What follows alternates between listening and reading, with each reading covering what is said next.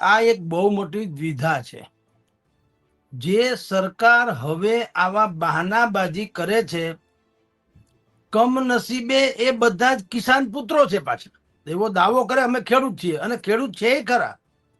રાઘવજી પટેલ કૃષિ મંત્રી છે, ઈ સહિતનું અડધું પડધું પ્રધાનમંડળ જે છે એની જમીન છે, ખેડૂત છે, ખેતી કરેલી છે.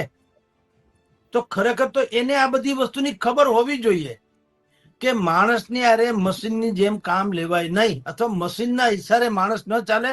માણસને ઈચ્છા હોય એવું મશીન પાસે કરાવવું જોઈએ. આમ તો અત્યારે શું થયું, કૃષિ મંત્રીએ આજથી અમુક સમય પહેલા ફાકા ફોજદારી કરતા એમ કીધું કે આ વખતે ગુજરાતમાં 22.10 લાખ હેક્ટરમાં મગફળીનું વાવેતર થયું. આ છે મોટી મોટી કરવી હોય ને ત્યારે શું થાય એનું કહું, અને પછી કેવા બધા ફસકી જાય છે. કર્યું 66 લાખ મેટ્રિક ટન મગફળીનું બમ્પર ઉત્પાદન થયું.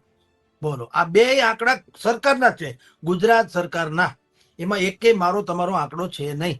તો મને હવે આ સરકારી તંત્ર શું કે છે ખેડૂતોને SMS થ્રુ, તમે મગફળી અમને ટેકાના ભાવે વેચવા આવ્યા છો પણ તમે ખોટા છો, તમે મગફળી વાવી જ નથી. લે હાલે, પ્રશ્ન ઈ છે. તો પેલા તમે જે 22.10 લાખ હેક્ટરમાં મગફળી વાવી, ઈ કયા આધારે બોલ્યા એ તમે કઈ કહેશો? ઈ આંકડો તમારો જ છે, ખેડૂતોએ તો કીધું નથી. તમે કયા આધારે ઈ આંકડો બહાર પાડ્યો કે 22.10 લાખ હેક્ટરમાં મગફળી વાવવામાં આવી છે? અને તમે કયા આધારે ઈ પણ કહી દીધું કે 66 લાખ મેટ્રિક ટન ઉત્પાદન થયું?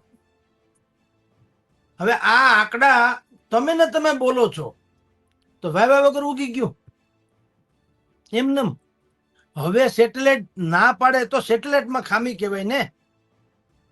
એક ડોક્ટર છે ને, ડોક્ટર, એને મારા તમારા જેવાના હૃદય ઉપર સ્ટેથોસ્કોપ મૂક્યું આમ, અને એને કીધું ભાઈ તમે ગુજરી ગયા છો. એટલે ઓલો કે બહુ કરી ભાઈ તમે, આ હું જીવું છું, તમારી યારે વાત કરું છું, અને ગુજરી ગયા. અરે કે ભાઈ તમે ગુજરી ગયા છો, હું ક્લિનિકલી કહું છું, હું ભણેલો ગણેલો છું, કોઈ આલ્યો માલ્યો નથી. મારી પાસે આટલી MD સુધી ભણેલો છું, અને હું 100% ખાતરી સાથે કહું તમે ગુજરી ગયા. અરે કે તમારી યારે વાત કરું છું, તમને કઈ સમજાતું નથી? ગુજરી ગયો તો હું બોલું ખરો તમને? તો કે હું ભણ્યો એ ખોટું છે? અરે આ તો કે ગજબ કહેવાય. પછી દર્દીએ જોયું, એણે કીધું ડોક્ટરને આ સ્ટેથોસ્કોપના ભૂંગળા કાનમાં તો ઘોકાવો, તો તમને હૃદય, કે તમારા હૃદયના થડકા ક્યાં આવે?